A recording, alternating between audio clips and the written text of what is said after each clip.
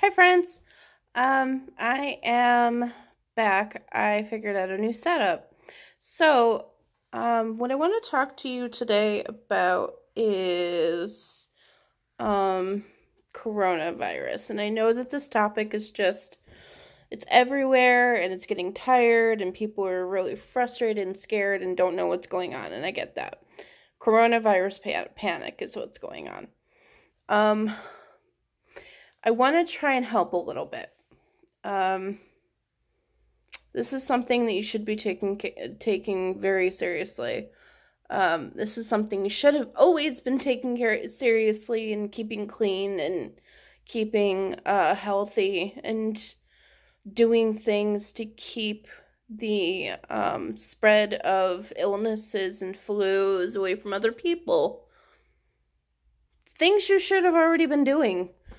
Um, but now that we're in this situation, Um, let's talk about some things surrounding this epidemic. Number one, I'm not seeing this very much in the news at all in any of the stations, and it's really frustrating me. Um, one, disabled people. When you go out and you um grab everything you can and you just grab all of the toilet paper in the entire aisle, or grab all of the gloves or whatever it is. Um, at that point, you're making it difficult for other people that have actual medical needs for these things, um, actual need for these things. It doesn't have to be medical. To not be able to get these things because you have them in your home and you've got like 57 of them. Um, Not cool. Kind of teased me off. Not kinda, it does tee me off. And it's selfish. It's so selfish to think that your family is the only family that matters. Um, so be kind. Leave supplies for other people. Don't grab everything. And if you're a couponer, who I used to coupon.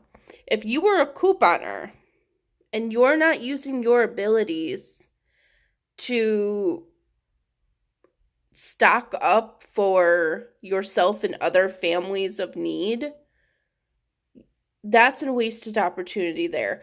If you go into that store and extreme coupon the entire freaking thing and do it for your own gain, or you go online and you price hike toilet paper to like $50 a roll, which by the way I've totally seen on eBay. If you do that, that means you're a garbage person.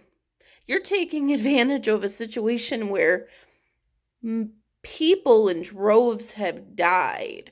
200 people died in just the in Italy and the surrounding area. You're capitalizing on death. And at that point, I have to say, you're kind of a garbage person. And I know that that's rough. I know it is, and I know you probably disagree with me, and you probably think I'm a jerk. Whatever, I don't care. I know at the end of the day, I can look in the mirror and feel like a really good person because I haven't done anything to cause anybody any harm. That's the number one thing. Now, I will admit I'm a Wiccan. I practice Wicca, and um, I have been practicing for nearly 20 years. Um, do no harm is one of the rules, if you will. But that's not just in Wicca, or that's not just be part of being a pagan. Um, that's in Christianity too. It just has different words. So when you go into the store and you make a decision to then screw over another person, you really have to think about your moral system there. Um, why you think it's okay to do something like that. Anyway, I could go on and on and on about that. here to be helpful.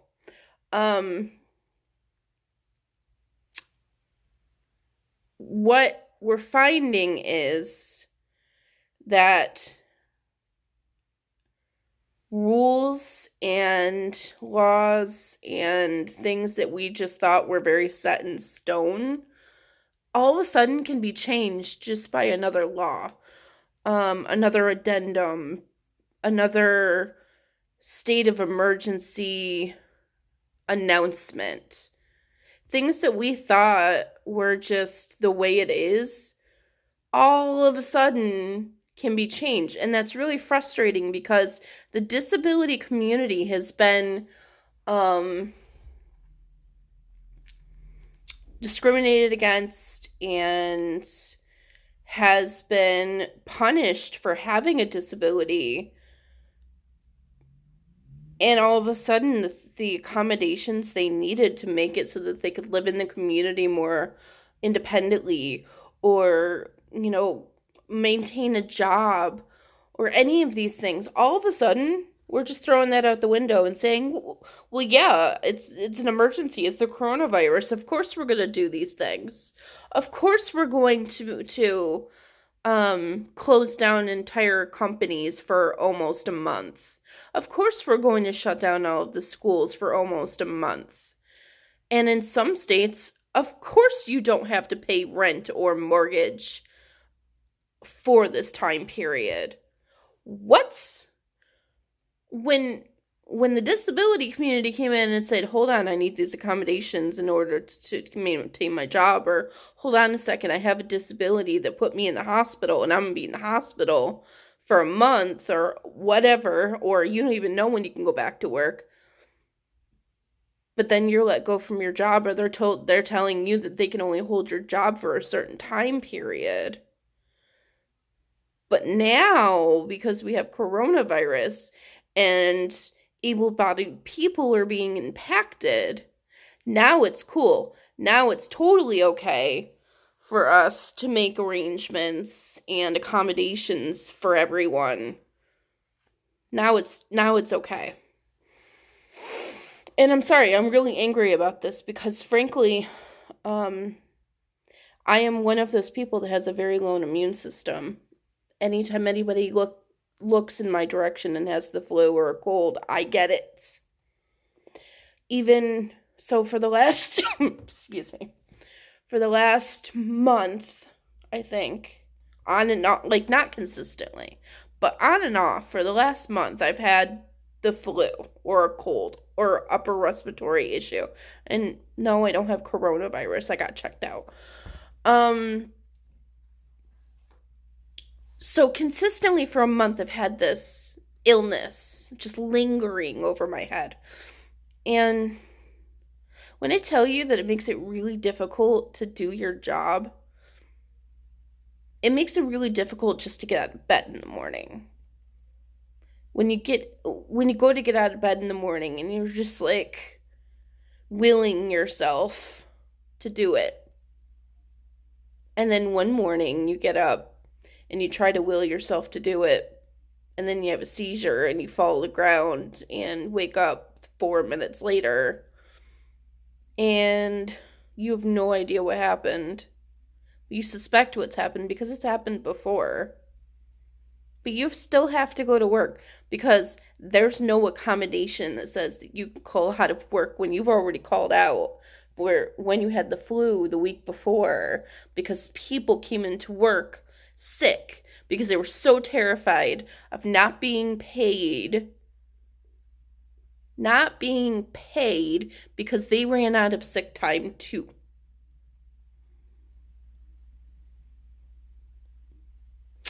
In this country, we punish people for being sick. Not even just in the laws revolving around employment, or individual businesses, whatever.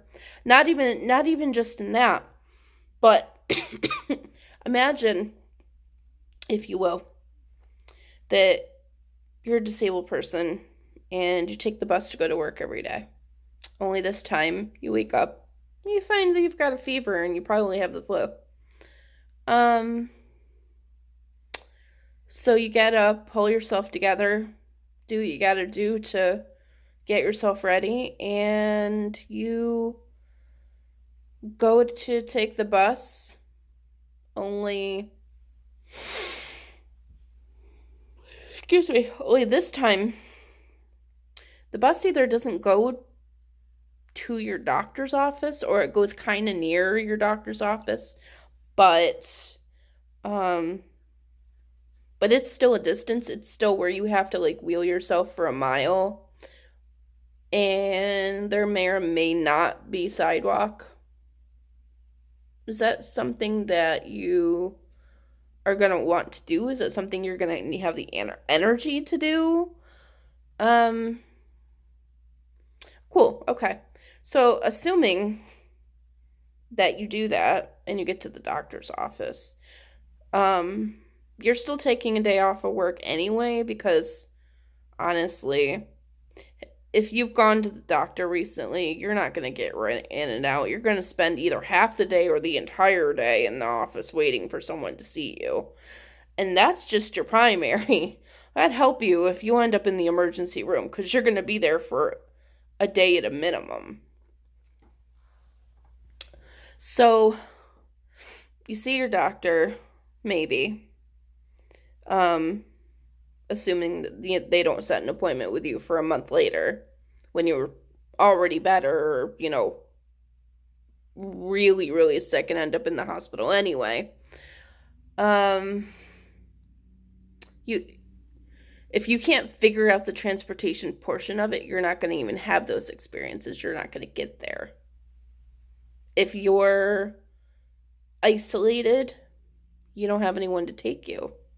And if you're in a power chair, can't just jump in a taxi, assuming you would even have the money for that anyway. Can't take ride sharing, because that's not accessible either. And if the bus isn't an option, what do you do? Especially if your doctor's across town. People, the reason I'm telling you this is that I've seen a lot of really nasty comments about, well, if you get sick and you know that you're sick, then why don't you just go to the doctor? Because sometimes getting to the doctor, or paying for the doctor, or even getting the appointment for the doctor is a burden, or not even possible. Think outside of your experiences. You have no idea what it's like for a disabled person just to make a doctor's appointment.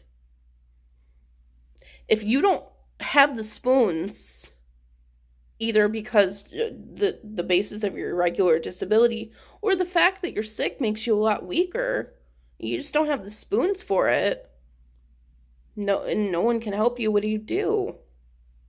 You put it off and you hope that you get better.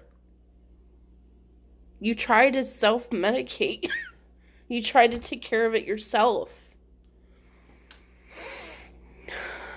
This is the reality for a lot of people. And honestly, there are situations where people straight up get sick simply because they don't have access to the proper nutrition or the proper diet, or they don't have access to any kind of vitamins. They don't have access to anything that would help them fight something nutritionally easier. And that's on being poor.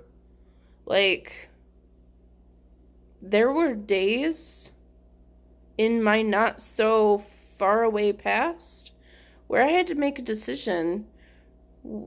Do I even eat, or do I pay another bill?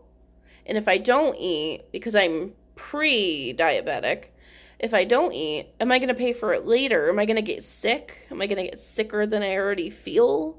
Am I going to faint? If I faint, am I going to have enough time to explain to my partner what's going on?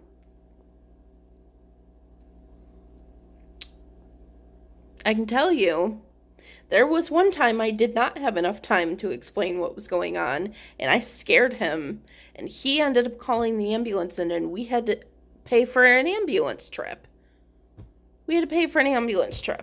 And I was on private insurance at the time. So part of the hospital bill was covered, but we still ended up with a hefty hospital bill. So you can get as angry as you want to with people who don't go to the hospital, but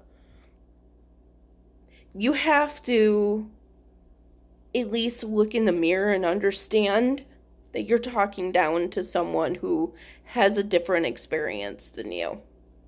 It's putting yourself outside of yourself and looking at another person and realizing they have a different experience. Maybe what they're doing has a reason. When it comes to this virus, for many of us in the disability community, social isolation is not anything new. There are many people who are stuck in the house because there are no transportation options for them. There's no family with them or near them. They don't have any friends. It's very difficult to go out and be social and meet friends. Sometimes, particularly in our community. So a lot of times what happens is we form the greatest bonds and the greatest friendships with people online. So this is already our experience. Honestly. It's already our experience. I have a friend who is quite literally housebound. I really don't like using that, but this is actually what this is. They're housebound because they don't have the proper equipment to get them out of their home. Medical equipment. And they're working on it right now, and I'm really excited, and I'm really proud of them, and, for fighting for it and collecting all their spoons to get this accomplished. And they're doing a really great job. But they're still trapped in the house. They're still trapped. And so this whole social isolation, all the jokes I've seen on Facebook, all the people panicking and freaking out going, what am I supposed to do? What do I do? I can't not go outside. I can't not be around other people. For some of us, that's just what we have to do. And for the people whose child or children's schools have closed down for now, or indefinitely, who want to go and use these days that they're off as casual days, and go out into the community and go to the movies and go to wherever. It's kind of shameful. The whole point of this is that there's a risk of getting sick. That's why your child's out of school. They didn't do it because they just went, I don't think we're going to teach the children today. No. They did it because they wanted to keep your child sick. So then you're immediately going to go, yeah, Timmy, let's go to the movies. And then you're going to spread whatever it is all over the movie theater and put other children and other families at risk who are doing the exact same thing. So, honestly, whatever. But the workers can't help it. They still have to do their jobs. They still got to do what they got to do because that movie theater's open. Obviously, you're not running box office. Somebody has to. So you're putting those people at risk who then have to come into work the next day. And I used to work in a movie theater. I know that they don't get paid very well.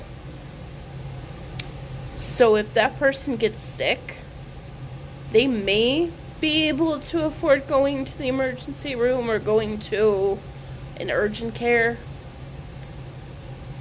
But that money they now have to spend gets taken away from something else that's important in their life. like rent or utilities or anything else that they would need to pay for, food, whatever.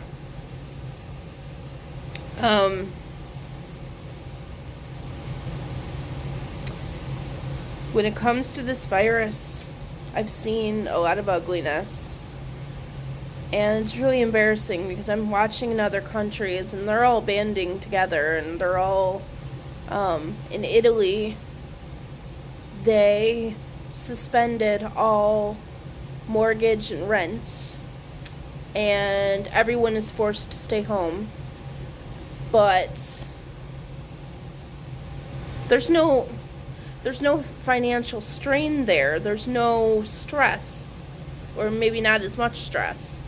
And in fact, what they're doing is they're all opening up their patio doors and they're all singing with each other, like a Hallmark movie or something. I don't know. And in here, you've got people terrified to admit that they're sick. Terrified. And then they get villainized in the media because they went to work sick because they didn't have another option. They couldn't afford another option. And I know what you're thinking. Well, Erica, it's not that much money, blah, blah, blah, blah, blah. But when you've got 3 jobs or more, because you have to support your family, because you used to be a 2-person household and either you got divorced or that person died. Now you're by yourself. With no supporting family, what do you do? What do you do?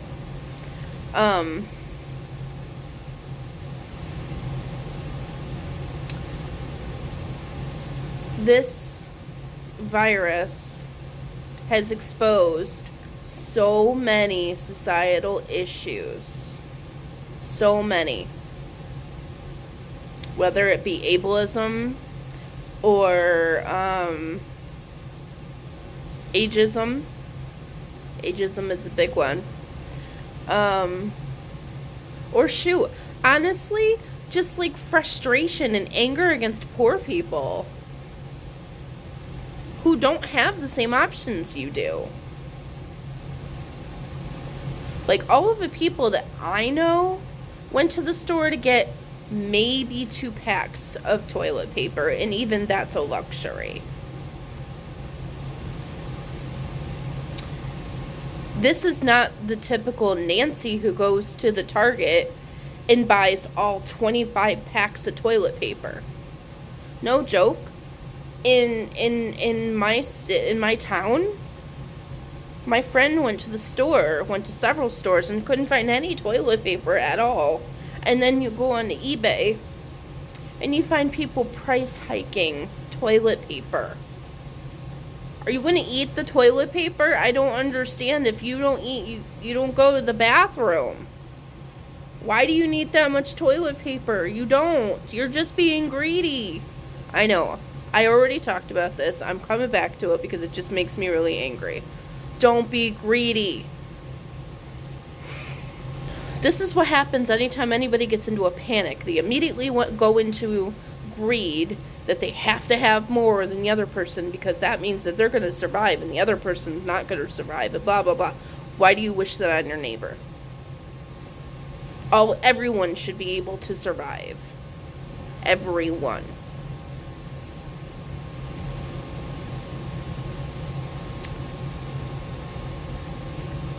What I would really like you to take out of this video is that there's a lot of ugliness going on, a lot of greed going on.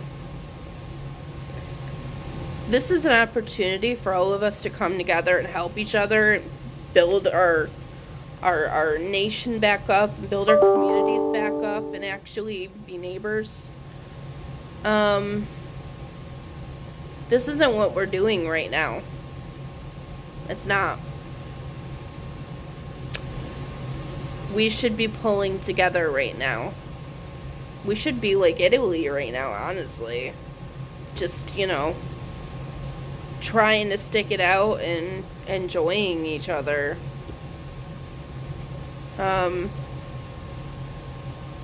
but we're not. And when people talk about you don't have to worry because only the really vulnerable people will be the ones to perish, who do you think you're talking about?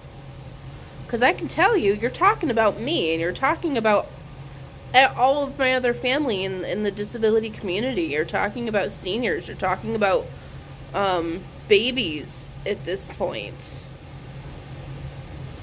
Are you so arrogant that you think that you will never be in that position in your life where you will be immunocompromised or fragile? Because let me tell you, everybody gets old. That's not something that you can ever avoid unless you die.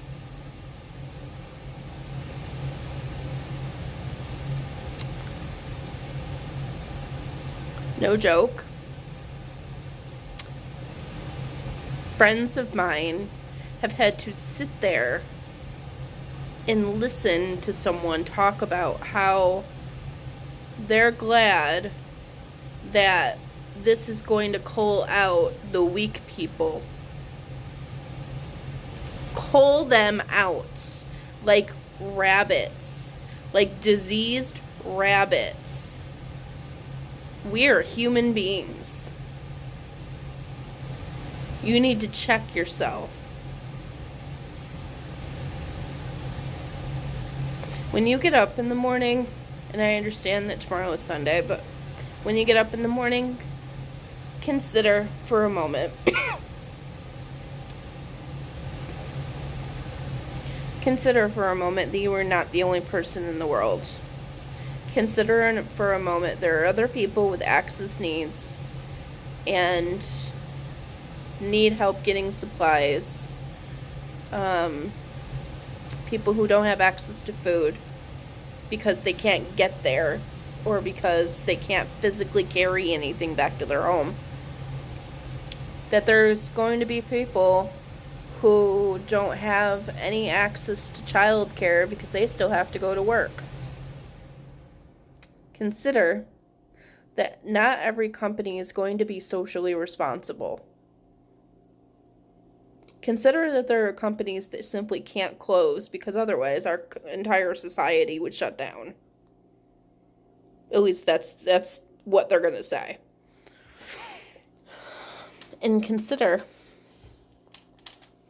that when you're going out to dinner, the reason that the people are there working is because of you.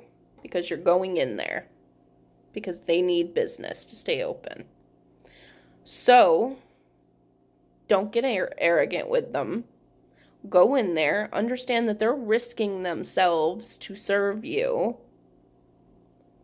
Maybe give them an extra smile. Maybe give them a decent tip. Maybe try not to be a butthead. I really would like to wake up tomorrow and not have to hear about any stories of people being greedy with supplies, people being ugly to Asian people, because that's another thing. This whole coronavirus does not give you the right to say ugly and nasty things to Asian American folk. Doesn't. Just doesn't. We're all in this together. This is impacting so many different countries at this point. How about we start acting like it? I hope that you took something from this. I hope that you all stay safe.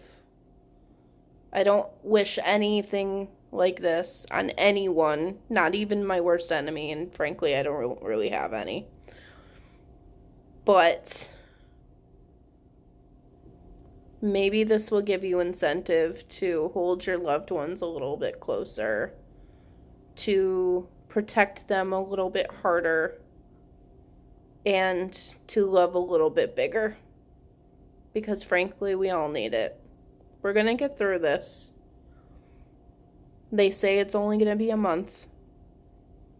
But when you wake up in the morning, just think of your actions and what you're going to do and who you're going to see and who you're going to expose yourself to. If you're sick, do what you got to do. My first advice would be to stay home, but I'm totally understanding with folks in poverty that's not an option, and I'm not going to suggest that to them at all. Not. If you can't afford it, do what you got to do. But if you can and you go to work, you're not doing the responsible thing.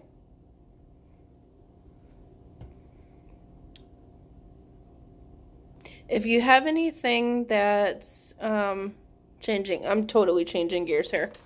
If you have anything that you would like me to talk about or put perspective on, it doesn't necessarily have to be disability. Pretty opinionated. Let me know. Thank you very much for listening, and like and subscribe if you enjoyed my video.